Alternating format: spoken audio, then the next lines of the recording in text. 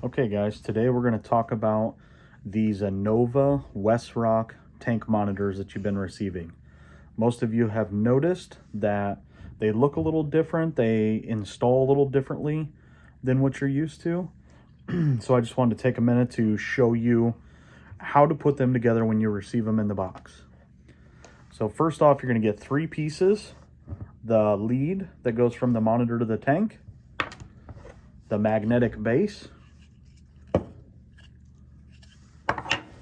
and the cellular monitor itself. Okay, you see the leads on the back. This particular UTM, they call it a universal tank monitor, can take 2 leads. It can monitor 2 tanks from 1 monitor. So what you need to do is take your lead, either 1 or 2 leads, and connect it here before you put the back on. And if I'm just monitoring 1 tank, like a single propane tank or a single fuel tank, I'm going to put that first lead on the A side. You can see how it's labeled there, A and B. So that way you can keep straight. The A side is tank 1, the B side is tank 2. And all you do is you line up the 3 prongs there, male and female.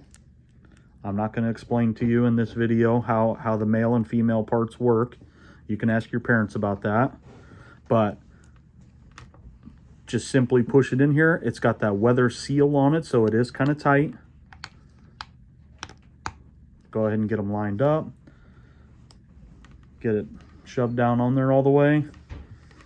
And then you'll see that now we have it onto our A side, or tank 1 side. Okay. Then you're going to take the back and take the tabs underneath this tab,